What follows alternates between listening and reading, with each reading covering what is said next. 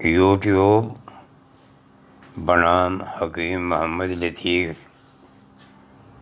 آپ کی خدمت میں حاضر ہوں۔ میرا یہ چینل ایک مخصوص مقصد کے ساتھ ہے۔ میں اپنا تعارف آپ کی خدمت میں پیش کر رہا ہوں۔ بنیادی طور پر میں ایک طبیب ہوں، اور اس کے ساتھ اللہ رب العزت نے مجھے اپنے دین سے بھی نوازا، یعنی دین کا علم بھی دیا۔ 1962 میں نے پنجابی فاضل کا امتحان پاس کیا،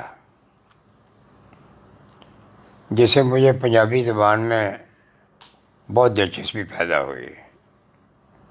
محسوس کیا کہ پنجابی ادب اپنے اندر بہت جان رکھتا ہے، کیونکہ شاعری ایک ایسا فن ہے جو دل کی گہرائیوں میں اترنے کی تاثیر رکھتا ہے، لیکن کم قسمتی سے اسے عشق و محبت، حسن و جمال، طنز و مزاح اور اس قسم کی بیسیوں فضولیات میں لا کر برباد کر دیا گیا۔ یہاں تک کہ مسلمان جن کا ذمہ یہ تھا کہ ہم اپنی شاعری کے ذریعے دعوت دین کا کام کریں، وہ بھی الجھ کے رہ گئے، اور اکثر و بیشتر مسلمان شاعر بھی دوسرے شاعروں غیر مسلموں کی طرح انہی خرافات میں الجھ گئے، جس کا بیان کرنا انتہائی صدمے کا باعث بن رہا ہے۔ اللہ تبارک و تعالیٰ نے مجھے جیسا غرض کیا وہ علم دین سے بھی نوازا، تو بندہ دین کی نسبت سے اللہ تعالیٰ کے خصوصی فضل کے ساتھ 4 بر اعظموں میں گیا اور دین کی دعوت کا کام کرتا رہا، یہاں تک کہ میری عمر 70 سال ہو گئی، اور میری آنکھوں نے جواب دے دیا، اور ٹانگیں بھی کام کرنے سے رک گئیں۔ صدمہ تو ہوا، لیکن میرے دل نے کہا تیری آنکھیں کس نے خراب کی؟ کون سی ہستی ہے جس کی عمر سے تیری ٹانگوں نے کام چھوڑا؟ تو واضح طور پر اس بات سامنے آ گئی کہ وہ اللہ رب العزت کی ہستی ہے۔ چنانچہ میں نے عرض کیا بہت مشکل تھی بڑھاپے میں حفاظت چشم کی، لاکھ ہے اس کا شکر جس نے بصارت چھین لی۔ اللہ جانے میری ٹانگیں مجھ کو لے جاتی کہاں، کرم فرمایا میری ٹانگوں کی طاقت چھین لی۔ تو اللہ تبارک و تعالیٰ نے جب مجھے ان صلاحیتوں سے محروم کیا، تو اپنے کرم و فضل سے عظیم صلاحیت سے نوازا کہ مجھے شاعری کا ذوق عطا فرما دیا۔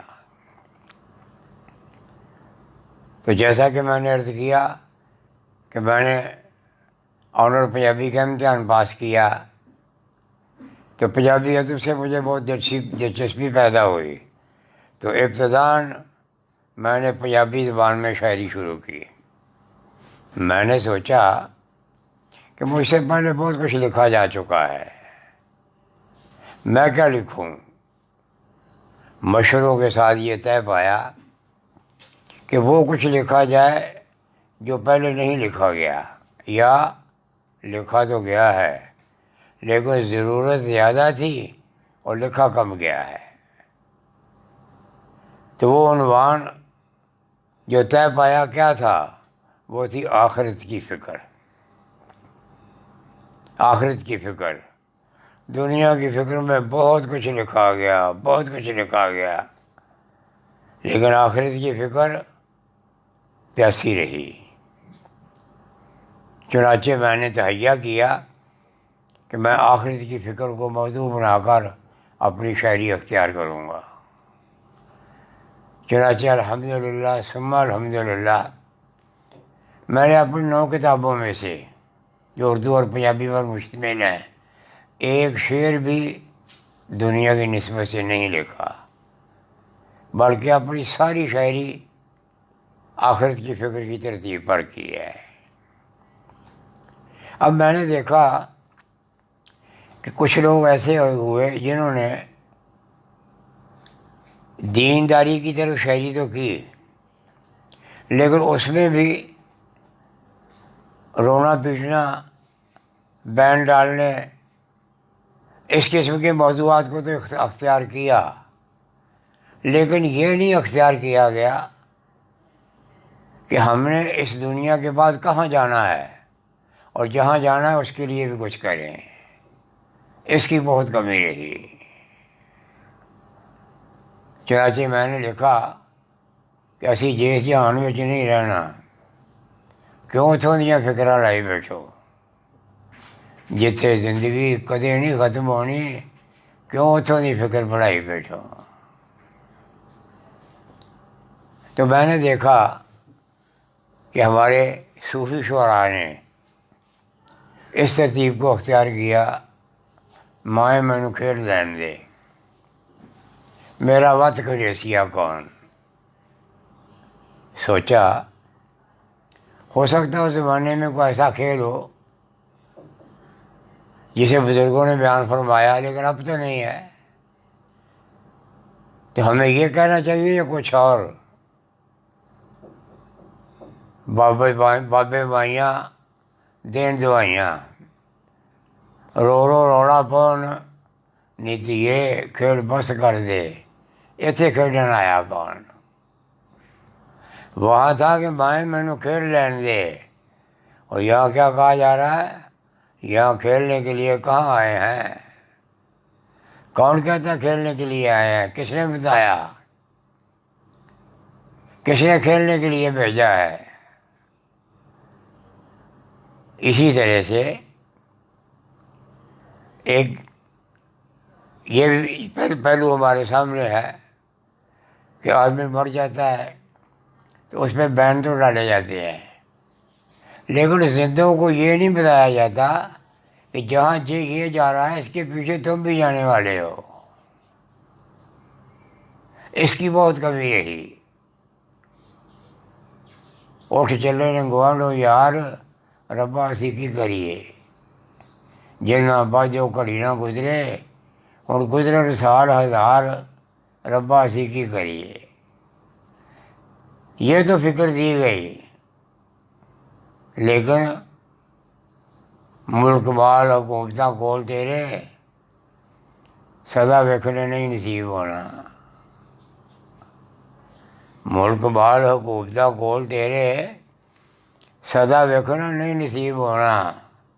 بالداریاں وچ مشہور ہوئے، قسم رب دی انت غریب ہونا۔ قسم رب دی انت غریب ہونا۔ اج کول پھردے سجن یار تیرے، آخر کسے نہیں تیرے قریب ہونا۔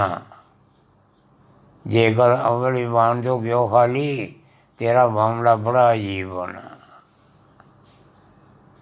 مرنے والوں کے غم میں رونا چھوڑ کر اپنی فکر شروع کر دو کہ مرنے کے بعد ہمارے وارثین جو ہے وہ ہماری طرح رو پیٹ کر معاملہ ختم نہ کر دیں، بلکہ ہماری طرح نہیں، بلکہ عقل مندوں کی طرح فکر دلانے والے بنیں کہ مرنے کے بعد کی جو زندگی ہے اس کے لیے کچھ کر لیں۔ اسی طرح سے پنجابی ادب میں میلے کو بڑی اہمیت دی گئی، ایک مشہور گیت ہے، خسماں نوں کھاوے تیرا گھر نہیں، چھل میلے نوں چلیے۔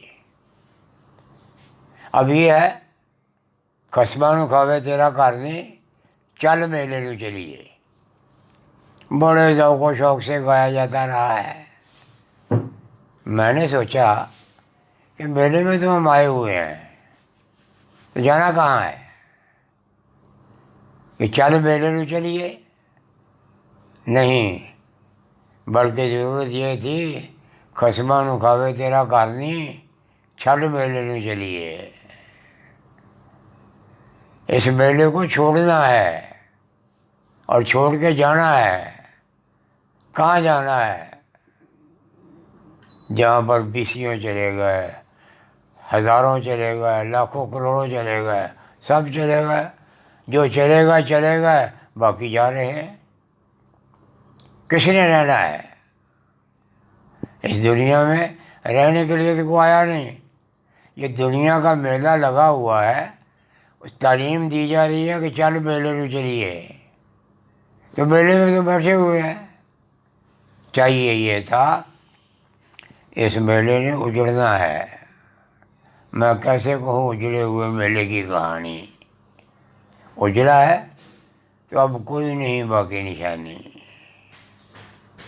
میلے تو اجڑنے کو ہی لگتے ہیں ہمیشہ، میلوں کے اجڑنے کی روایت ہے پرانی۔ ایک روز حکیم اپنا اجڑ جائے گا میلہ، افسوس کہ تو نے یہ حقیقت نہیں جانی۔ ضرورت تھی کہ اسے جانتے، لوگوں کے میلوں کو اجڑتے ہوئے دیکھنے والے، عنقریب تیرا میلہ اجڑنے والا ہے۔ لوگوں کا تماشا دیکھتے ہو، اپنا نہیں ہونے والا۔ اسی لیے کہا نا کہ تماشا خود نہ بن جانا، تماشا دیکھنے والوں بن جانا ہے۔ تو کہا کہ چھل میلے نوں چلیے۔ میں چھل گیا میلہ چاچے تائے، جا جنگل وچ کوٹھے پائے، ایک کوٹھا اسی میں ملیے نہیں، چھل میلے نوں چلیے۔ اسی طرح سے میں نے دیکھا کہ شاعری میں، پنجابی شاعری میں، پنجابی ادب میں ڈولی کو بڑی اہمیت دی گئی اور بڑے عجیب و غریب انداز سے اس کو پیش کیا گیا۔ ڈولی کی بڑی مناسبت ہے جنازے کے ساتھ۔ یہ تو بہت بڑا ہمارے سامنے عبرت کا نشان ہے۔ آج ڈولیاں جا رہی ہیں، کل جنازے جا رہے ہوں گے، تو توجہ نہیں دی گئی۔ اجے نہ ڈولی توڑ بابلا، اگاں جان لے میں کچھ نہیں بنایا۔ ڈولی کا رونا تو بہت لوگوں نے رلایا، لیکن یہ نہیں بتایا کہ فکر کس بات کی ہے۔ فکر اس بات کی ہے کہ اجے نہ ڈولی توڑ بابلا، اگاں جان لے میں کچھ نہیں بنایا۔ میں کہ میں ڈولی ڈکا پیاریے، تو ہو گئی مال پرایا۔ بیٹھنے کے لیے آئی تھی، دنیا دے وچ ہو گئی اونی، نہ تو چنگیاں دی گل منی۔ ڈولی دے دن پورے ہو گئے، ہن کیوں شور مچایا؟ میں ڈولی نہیں ہوں ڈک سکدا، زورا ورا دا سنیہا آیا۔ یہ ہے وہ درد کی باتیں جو انسان کو فکر دے رہی ہیں۔ کیا ہونے والا ہے جانے والے ہیں، رک سکتے ہیں نہیں رک سکتے۔ کیوں؟ اس لیے کہ زورا ورا دا سنیہا آیا۔ کسی ایسے ویسے کی بات نہیں ہے، زورا ورا دا سنیہا آیا۔ میں ڈولی نہیں ہوں ڈک سکدا، تو ہو گئی ہوں مال پرایا۔ اس جہاں سے جانا ہے، وہ جانے کی فکر تو دلائیں، اس کی طرف تو توجہ نہیں دی جا رہی۔ اور یہ ڈولی کی کہانیاں سنا کے لوگوں میں دلچسپی پیدا کر دی۔ اسی طرح سے جوانی کو بڑی اہمیت دی گئی پنجابی ادب میں، سب میں دی گئی ہے، سارے ادبوں میں دی گئی ہے۔ جو پنجابی ادب میں کوئی موڑے جوانی جاندی نوں، رو رو کے شور میں جاندی نوں، یہ جوانی کی بات تھی اور کسی چیز کی ضرورت نہیں۔ تو میں نے اس پہ غور کیا کہ بات جوانی تک محدود نہیں ہے، اس کے بعد ایک خوفناک اور چیز بھی ہے، جب وہ گئی تو بڑا درد ہوگا۔ وہ کیا تھی؟ وہ زندگی تھی، کوئی موڑے حیاتی جاندی نوں، رو رو کے شور میں جاندی نوں، ایک قیمت وچ انمولی سی اور اپنی قیمت بھلی سی، ایک قیمت وچ انمولی سی پر اپنی قیمت بھلی سی۔ اینوں لکھ ویری سمجھایا سی، تھاں تھاں تے ٹھوکر کھاندی نوں، کوئی موڑے حیاتی جاندی نوں، رو رو کے شور میں جاندی نوں۔ اب جا رہی ہے، کوئی روکے کیسے روکے؟ اپنے آپ جا رہی ہے؟ نہیں، لے جائی جا رہی ہے۔ کسی ایک کی جا رہی ہے، باقی کسی نہیں جانی، سب کی جانے والی ہے۔ لوگوں کی جاتی ہوئی دیکھنے والوں، اپنی فکر کرو، اپنی فکر کرو، انتہا درجے کی ضرورت اپنی فکر کرنے کی۔ کھیل تماشے میں دل لگا لیا، ایسی ایسی باتوں میں اپنا دل لگا لیا، یہ سوچا ہی نہیں کہ میرے ساتھ کیا ہونے والا ہے۔ اپنا میلہ اجڑنے والا ہے، اس کی پرواہ ہی نہیں، اور دلچسپی کے لیے یہ بنا لیا کہ چل میلے میں چلیے، بڑے ذوق و شوق سے گایا۔ عزیزان محترم، اللہ تعالیٰ نے اس مبارک فن کو، شاعری کے فن کو، بڑا ایسے دو صورتوں میں بیان کیا ہے۔ ایک تو یہ کہ جو کہتے وہ کرتے نہیں، اور یہ کہ اگر اس فن کو غلط طریقے سے استعمال کرو گے جواب دینا پڑے گا، اگر اس فن کو دعوت دین کے لیے استعمال کر لو گے کامیاب ہو جاؤ گے۔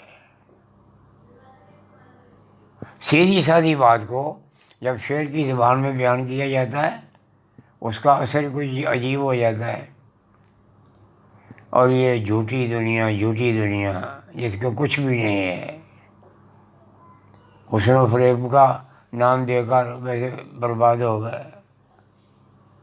اے شہزائے حسن، گر تو حسن کی بات کرتا ہے، بات جنت کی کر جس میں حسن کی ہے فراوانی۔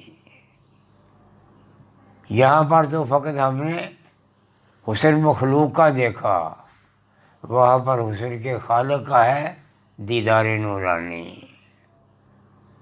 یہاں تو دیکھا ہے کہ بڑا حسن ہے، اور وہاں کیا دیکھنا ہے؟ جس نے حسن سازی کی ہے، جس نے یہ حسن دیا ہے، اب وہاں پر اس کا حسن کیا ہوگا۔ ایک چاہنے والے نے، ایک حسین سے ایک چاہنے والے نے کہا، آپ سے بڑھ کر نہیں ہو سکتا کوئی بھی حسین۔